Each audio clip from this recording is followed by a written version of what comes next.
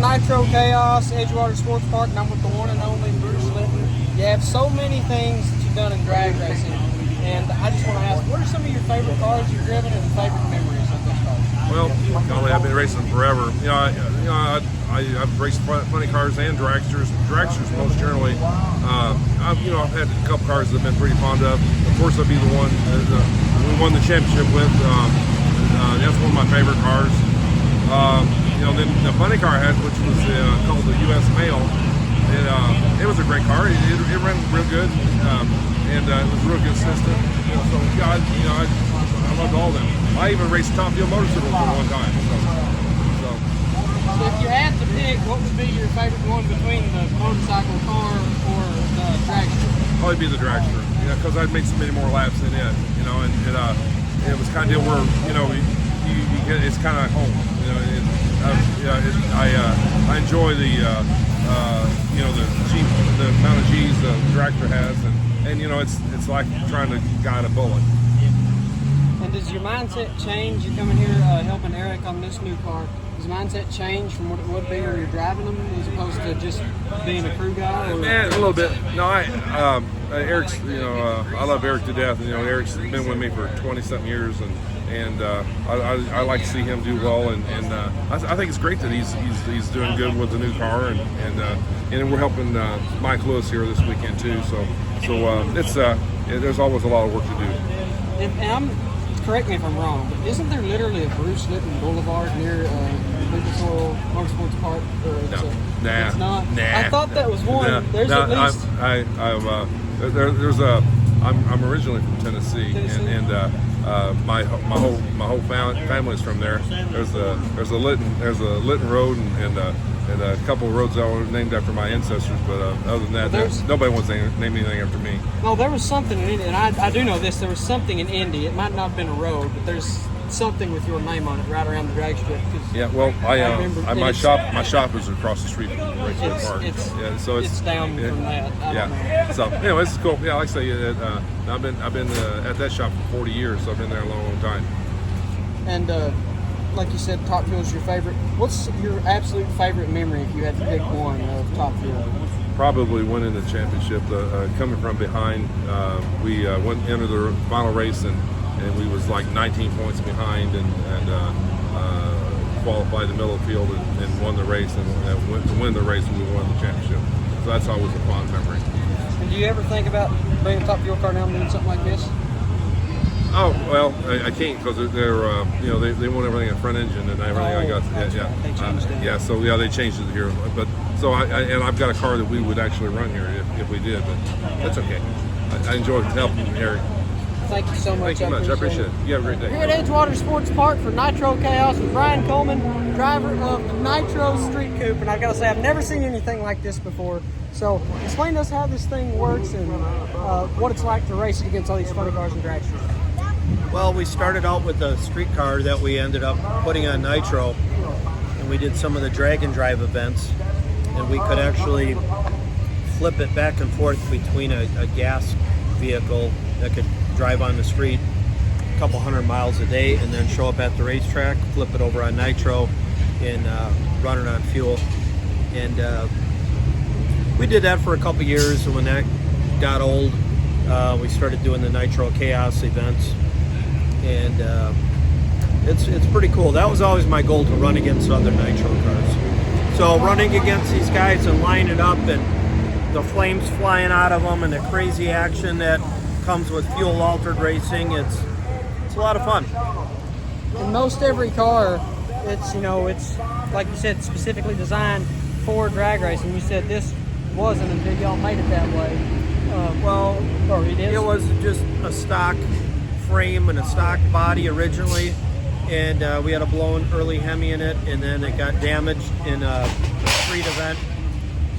Then we built this tube frame car, and we run a 498 Hemi with Bruno Lenko setup, and that way we can drive it on the street without having to deal with the clutch. Yeah. And when it's set up as a street car, like right now it is not. It's set up just strictly for racing. But when we set it up as a street car with headlights, taillights, the radiator, water in the block, things like that. With the flip of a switch and a pull of a lever, I can go from gas to nitro, and then reversing the process, I can go right back to street driving. So makes it exciting on the street if a crotch rocket rolls up on us. Yeah. What's your personal best ET in this car? It's gone in the 6s at 198 in a quarter mile. And in the 8th mile, it's gone 440s at like 167. This weekend, we actually did a 101 60-foot time, which is really good for this car. The car weighs 2,900 pounds. It's a heavy car. It's all steel. 31 Chrysler.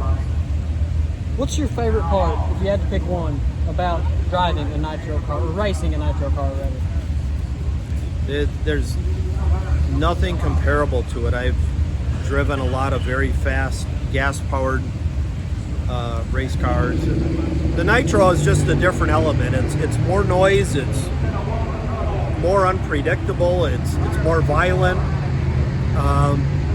It's like the engine is a beast and it's alive, and you're trying to tame the thing to get it down the track. It's really nothing like it. One more question. Where can everyone follow you to see what events you're going to be at for the rest of the year? Well, they could follow us on the Nitro Chaos site. We will be, next week, we'll be in Eddyville again for their 60th anniversary Night of Fire deal. And then we're going to be in Mocan later in the month for another Nitro Chaos. And then we'll be at the Nitro Chaos Finals in Havana. I think that's the first weekend in October. And we'll be in Lannon, Wisconsin at a car show where they fire up nitro cars, and Cackle will be there. That's the last weekend in the month of July. Otherwise, my Facebook, just look for Brian Coleman with a K, and you'll see us on there and follow along what we do. Or the ham board. The ham board, the Hooky-ass message board. We have the entire evolution of this car as it started out, and then street driving it with eight Stromberg carburetors to fuel injection to nitro, and it's under the Rebuilding After the Crash site. If you search that on the ham board, you'll see the entire 200 pages of building this car. Hey, well, thank you so much. I appreciate it. Good luck for the rest of the year. Thanks for the interview. Appreciate it. Here at Nitro Chaos at Edgewater with my good friend Jeff Bill, driver of the Black Widow Pro Mod. You're not racing this weekend, so you just come down to watch, but had to get an interview with you because what are you doing in the future, which will be here at Edgewater? We got the Verge Series coming up, I guess the 19th and 20th of July, so we'll be here for that. We'll be in London, Kentucky the week before that for the Outlaw Pro Mod race down there, and which we try to make the second Saturday of every month through September. And you said you were out of action for a year. You're back in the car, back in the driver's seat. I was actually there for your first time at London. Yep. How does it feel getting reintroduced to your car and reintroduced to everything? Feels real good. Had some health issues, and thank God things are going really, really well for us, and we're excited to get back out. Unfortunately, we got rained out last weekend, and but just God is good. So my buddy, or new friend, I made last week, Larry Greer, a driver of the Gold Rush Fuel Ultra, we were talking about this earlier. He says he's got a funny car, and he plans to run the 4.0 class with you all at the Verge races. Have you ever run a funny car before? No, never have. I've never run the 4.0 before either, so it sounds interesting. It should be interesting to watch Pro Mods versus funny cars, because I always said Pro Mods is like a mix between a Pro Stock car and a funny car. Because it's, you know, the car part of Pro Stock, yeah, and the unpredictability and craziness of the funny car, Absolutely. which actually makes them my favorite class. But are you looking forward to that, or do you like racing Pro Mods better? What do you prefer to go? You know, I don't care what's in the lane next to me. I just enjoy going fast, so it don't really matter to me one way or another. And you said you plan on being at the London Verge race. You plan on going to Bowling Green? I don't know. Have to look at the calendar, see what's going on with that one. If it happens to be a weekend when we're in town, we'd love to try that. Bowling Green is one of my favorite tracks. Bowling Green and Norwalk are my two favorite tracks. So, and where can everyone follow you to find out what's next for the Black Widow team? Well, thank God this guy right here, this guy right here, Donovan Rose, he doing a hell of a job. And when he puts me on here, people actually go, wow, I saw you. And I said, yeah, he makes me look old, but that's okay. Well, I didn't even mean that. Y'all have an Instagram for your car, and you have a Facebook page about racing, Yeah, right? we did. That's, So. that's what I meant, your own personal stuff, but thank you. But everyone, So, yeah, we actually our stuff is on danceclubstudio.com. So let's go check that out. Jeff Bill, Black Widow Pro Mod. We're going to see him in action again here on the channel soon, so make sure to check that out. Thank y'all.